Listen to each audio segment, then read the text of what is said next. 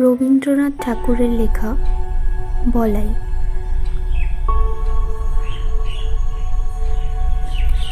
মানুষের জীবনটা পৃথিবীর নানা জীবের ইতিহাসের নানা পরিচ্ছেদের উপসংহারে। এমন একটা কথা আছে, লোকালয়ে মানুষের মধ্যে আমরা নানা জীবজন্তুর প্রচ্ছন্ন পরিচয় পেয়ে থাকি, সে কথা জানা। বস্তুত আমরা মানুষ বলি সেই পদার্থকে যেটা আমাদের ভিতরকার সব জীবজন্তুকে মিলিয়ে এক করে নিয়েছে। আমাদের বাঘে গরুকে এক খোয়ারে দিয়েছে পুরে, অহি নকুলকে এক খাঁচায় ধরে রেখেছে। যেমন রাগিনী বলি তাকেই, যা আপনার ভিতরকার সধুময় সা রে গা মা গুলোকে সঙ্গীত করে তোলে। তারপর থেকে তাদের আর গোলমাল করবার সাধ্য থাকে না। কিন্তু সঙ্গীতের ভিতরে এক একটি সুর অন্য সকল সুরকে ছাড়িয়ে বিশেষ হয়ে ওঠে। কোনোটাতে মধ্যম, কোনোটাতে কোমল গান্ধার, কোনোটাতে পঞ্চম।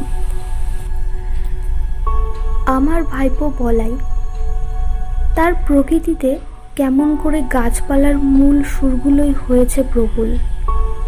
ছেলেবেলা থেকেই চুপচাপ চেয়ে চেয়ে দেখাই তার অভ্যাস, নড়ে চড়ে বেড়ানো নয়। পূব দিকের আকাশে কালো মেঘ স্তরে স্তরে স্তম্ভিত হয়ে দাঁড়ায়। ওর সমস্ত মনটাতে ভিজে হাওয়া যেন শ্রবণ অরণ্যের গন্ধ নিয়ে ঘনিয়ে ওঠে। ঝমঝম করে বৃষ্টি পড়ে, ওর সমস্ত গা যেন শুনতে পায় সেই বৃষ্টির শব্দ। ছাদের উপর বিকেল বেলার রোদ্দুর এসে পড়ে, গা খুলে বেড়ায়। সমস্ত আকাশ থেকে যেন কি একটা সংগ্রহ করে নেয়। মাঘের শেষে আমের বোল ধরে, তার একটা নিবিড় আনন্দ জেগে ওঠে ওর রক্তের মধ্যে। একটা কিসের অব্যক্ত স্মৃতিতে ফাল্গুনে পুষ্পিত শালবনের মতোই ওর অন্তর প্রকৃতিটা চারদিকে বিস্তৃত হয়ে ওঠে, ভরে ওঠে। তাতে একটা ঘন রং লাগে। তখন ওর একলা বসে বসে আপন মনে কথা কইতে ইচ্ছে করে। যা কিছু গল্প শুনেছে সব নিয়ে জোড়াতাড়া দিয়ে। অতি পুরনো বটের কোঠরে বাসা বেঁধে আছে যে একজোড়া অতি পুরনো পাখি, ব্যঙ্গমা ব্যঙ্গমী, তাদের গল্প। ওই ড্যাবা ড্যাবা চোখ মেলে সর্বদা তাকিয়ে থাকা ছেলেটি বেশি কথা কইতে পারে না, তাই ওকে মনে মনে অনেক বেশি ভাবতে হয়। ওকে একবার পাহাড়ে নিয়ে গিয়েছিলাম।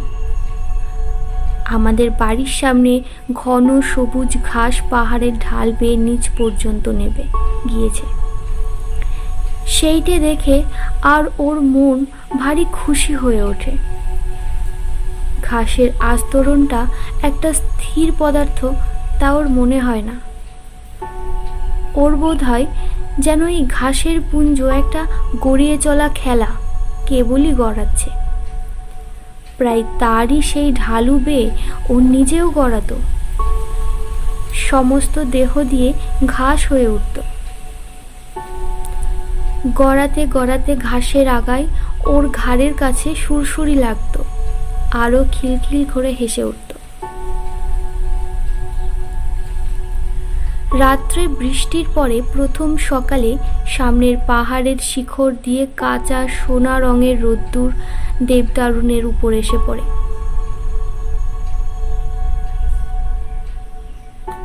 ও কাউকে না বলে আস্তে আস্তে গিয়ে সেই দেবদারু বনের নিস্তব্ধ ছায়াতলে একলা অবাক হয়ে দাঁড়িয়ে থাকে।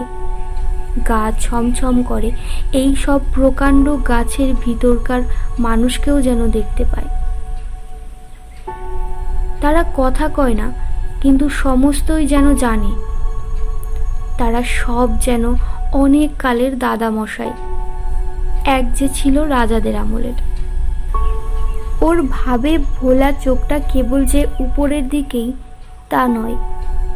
অনেক সময় দেখেছি ও আমাদের বাগানে বেড়াচ্ছে মাটির দিকে কি খুঁজে খুঁজে। নতুন অঙ্কুরগুলো তাদের কোঁকড়ানো মাথাটুকু নিয়ে আলোতে ফুটে উঠেছে। এই দেখতে তার ঔৎসুক্যের সীমা নেই। প্রতিদিন ঝুঁকে পড়ে পড়ে তাদেরকে যেন জিজ্ঞাসা করে, তারপরে তারপরে তারপরে। তারা ওর চির অসমাপ্ত গল্প। সদ্য গজিয়ে ওঠা কচি কচি পাতা, তাদের সঙ্গে ওর কি যে একটা বয়স্য ভাব তা ও কেমন করে প্রকাশ করে।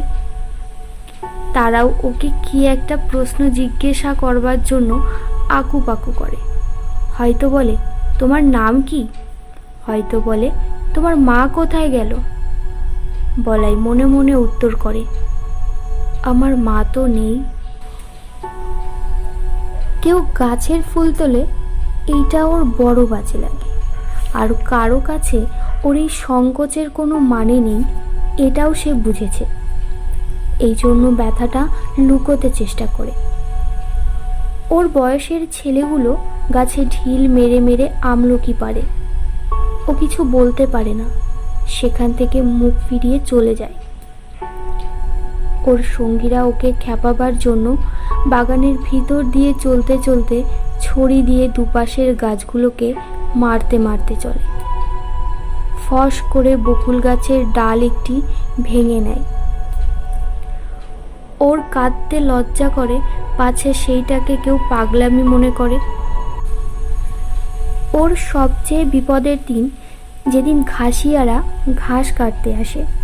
কেননা ঘাসের ভিতরে ভিতরে ও প্রত্যহ দেখে বেরিয়েছে এত টুকুটুকু লতা, বেগুনি হলদের নামহারা ফুল, অতি ছোট ছোট। মাঝে মাঝে কণ্টকারী গাছ, তার নীল নীল ফুলের বুকের মাঝখানটিতে ছোট্ট একটুখানি সোনার ফোঁটা। বেড়ার কাছে কাছে কোথাও বা কালমেঘের লতা, কোথাও বা অনন্তমূল। পাখিতে খাওয়া নিমফলের বিচি পড়ে ছোট ছোট চারা বেরিয়েছে, কি সুন্দর তার পাতা। সমস্তই নিষ্ঠুর নির্নি দিয়ে দিয়ে নিড়িয়ে ফেলা হয়। তারা বাগানের শৌখিন গাছ নয়, তাদের নালিশ শোনবার কেউ নেই। একদিন ওর কাকির কোলে এসে বসে তার গলা জড়িয়ে বলে, ওই ঘাসিয়ারাকে বলো না আমার ওই গাছগুলো যেন না কাটে। কাকি বলে, বলাই কি যে পাগলের মতো বকিস, ও যে সব জঙ্গল, সাফ না করলে চলবে কেন? বলাই অনেক দিন বুঝতে পেরেছিল কতকগুলো ব্যথা আছে যা সম্পূর্ণ ওর একলারই। ওর চারিদিকের লোকের মধ্যে তার কোনো সাড়া নেই। এই ছেলের আসল বয়স সেই কোটি বছর আগেকার দিনে, যেদিন সমুদ্রের গর্ভ থেকে নতুন জাগা পঙ্কস্তরের মধ্যে পৃথিবীর ভাবী অরণ্য আপনার জন্মের প্রথম ক্রন্দন উঠিয়াছে। সেই দিন পশু নেই, পাখি নেই, জীবনের কলরব নেই। চারদিকে পাথর আর পাক আর জল। কালের পথে সমস্ত জীবের অগ্রগামী গাছ সূর্যের দিকে জোর হাত তুলে বলেছে, আমি থাকবো, আমি বাঁচব, আমি চিরপ্রতীক, মৃত্যুর পর মৃত্যুর মধ্য দিয়ে অন্তহীন প্রাণের বিকাশ তীর্থে যাত্রা করব, রৌদ্রে বাদলে দিনে রাত্রে। গাছের সেই রব আজও উঠেছে বনে বনে, পর্বতে প্রান্তরে। তাদেরই শাখায় পত্রে ধরণীর প্রাণ বলে বলে উঠছে, আমি থাকবো, আমি থাকবো। এই বিশ্বপ্রাণের মুখধাত্রী এই গাছ নিরবিচ্ছিন্ন কাল ধরে দুর্লোকে দহন করে পৃথিবীর অমৃত ভাণ্ডারের জন্য প্রাণের তেজ, প্রাণের রস, প্রাণের লাবণ্য সঞ্চয় করে। আর উৎকণ্ঠিত প্রাণের বাণীকে অহর্নিশি আকাশে উচ্ছ্বসিত করে তোলে, আমি থাকব। সেই বিশ্বপ্রাণের বাণী কেমন একরকম করে আপনার রক্তের মধ্যে শুনতে পেয়েছিল ওই বলাই। আমরা তাই নিয়ে খুব হেসেছিলাম। একদিন সকালে এক মনে খবরের কাগজ পড়ছি। বলাই আমাকে ব্যস্ত করে ধরে নিয়ে গেল বাগানে। এক জায়গায় একটা চারা দেখিয়ে আমাকে জিজ্ঞাসা করলে, কাকা এ গাছটা কি? দেখলুম একটা শিমুল গাছের চারা বাগানের খোয়া দেওয়া রাস্তার মাঝখানেই উঠেছে। হায়রে, বলাই ভুল করেছিল আমাকে ডেকে নিয়ে এসে। এতটুকু যখন এর অঙ্কুর বেরিয়েছিল শিশুর প্রথম প্রলাপটুকুর মতো, তখনই এটা বলাইয়ের চোখে পড়েছে। তারপর থেকে বলাই প্রতিদিন নিজের হাতে একটু একটু জল দিয়েছে। সকালে বিকালে ক্রমাগতই ব্যগ্র হয়ে দেখেছে কতটুকু বাড়ল। শিমুল গাছ বাড়েও দ্রুত, কিন্তু বলাইয়ের আগ্রহের সঙ্গে পাল্লা দিতে পারে না। যখন হাত দুয়েক উঁচু হয়েছে তখন ওর পত্র সমৃদ্ধি দেখে ভাবলে এ একটা আশ্চর্য গাছ। শিশুর প্রথম বুদ্ধির আভাস দেখাবা মাত্র মা যেমন করে, আশ্চর্য শিশু বলাই ভাবলে আমাকেও চমৎকৃত করে দেবে। আমি বললুম, মালিকে বলতে হবে এটা উপড়ে ফেলে দেবে। বলাই চমকে উঠল, এ কি দারুণ কথা! বললে, না কাকা, তোমার দুটি পায়ে পড়ি, উপড়ে ফেলো না। আমি বললুম, কি যে বলিস তার ঠিক নেই, একেবারে রাস্তার মাঝখানে উঠেছে, বড় হলে চারদিকে তুলো ছড়িয়ে অস্থির করে দেবে। আমার সঙ্গে যখন পারলে না, এই মাতৃহীন শিশুটি গেল তার কাকির কাছে। কোলে বসে তার গলা জড়িয়ে ধরে ফুপিয়ে ফুপিয়ে কাঁদতে কাঁদতে বললে, কাকি, তুমি কাকাকে বারণ করে দাও গাছটা যেন না কাটেন। উপায়টা ঠিক ঠাউরে ছিল। ওর কাকি আমাকে ডেকে বললে, ওগো শুনছো, আহা, ওর গাছটা রেখে দাও। রেখে দিলুম। গোড়ায় বলাই না যদি দেখাতো তবে হয়তো ওইটা আমার লক্ষ্যই হতো না, কিন্তু এখন রোজই চোখে পড়ে। বছরখানেকের মধ্যে গাছটা নির্লজ্জের মতো বেড়ে উঠল। বলাইয়ের এমন হলো ওই গাছটার পরে তার সবচেয়ে স্নেহ। গাছটাকে প্রতিদিনই দেখাচ্ছে নির্বোধের মতো। একটা অজাগায় এসে দাঁড়িয়ে কাউকে খাতির নেই, একেবারে খাড়া লম্বা হয়ে উঠেছে। যে দেখে সেই ভাবে এটা এখানে কি করতে। আরো 2-4 বার এর মৃত্যুদণ্ডের প্রস্তাব করা গেল। বলাইকে লোভ দেখালুম, এর বদলে খুব ভালো কতকগুলো গোলাপের চারা আনিয়ে দেব। বললাম, নিতান্তই শিমুল গাছই যদি তোমার পছন্দ তবে আরো একটা চারা আনিয়ে বেড়ার ধারে পুঁতে দেব, সুন্দর দেখতে হবে। কিন্তু কাটবার কথা বললেই আটকে ওঠে। আর ওর কাকি বলে, আহা, এমন কি খারাপ দেখতে হয়েছে। আমার বৌদিদির মৃত্যু হয়েছে যখন এই ছেলেটি কোলে। বোধ করি সেই শোকে দাদার খেয়াল গেল তিনি বিলেতে ইঞ্জিনিয়ারিং শিখতে গেলে। ছেলেটি আমার নিঃসন্তান ঘরে কাকির কোলেই মানুষ। বছর 10 পরে দাদা ফিরে এসে বলাইকে বিলাতি কায়দায় শিক্ষা দেবেন বলে প্রথমে নিয়ে গেলেন সিমলি, তারপরে বিলেত নিয়ে যাওয়ার কথা। কাঁদতে কাঁদতে কাকির কোল ছেড়ে বলাই চলে গেল। আমাদের ঘর হলো শূন্য। তারপরে 2 বছর যায়। ইতিমধ্যে বলাইয়ের কাকি গোপনে চোখের জল মোছেন, আর বলাইয়ের শূন্য শোবার ঘরে গিয়ে তার ছেঁড়া একপাটি জুতো, তার রবারের ফাটা গোলা আর জানোয়ারের গল্পওয়ালা ছবির বই চারেন। এতদিনে এইসব চিহ্নকে জড়িয়ে গিয়ে বলাই অনেক বড় হয়ে উঠেছে, এই কথা বসে বসে চিন্তা করেন।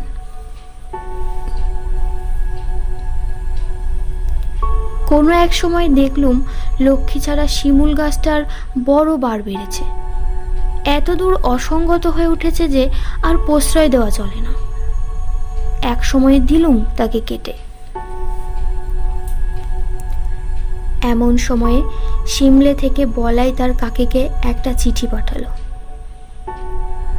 কাকি, আমার সেই শিমুল গাছের একটা ফটোগ্রাফ পাঠিয়ে দাও। বিলেতে যাবার পূর্বে একবার আমাদের কাছে আসবার কথা ছিল, সে আর হলো না। তাই বলাই তার বন্ধুর ছবি নিয়ে যেতে চাইলে। তার কাকি আমাকে ডেকে বললেন, ওগো শুনছো, একজন ফটোগ্রাফওয়ালাকে ডেকে আনো। জিজ্ঞাসা করলুম, কেন?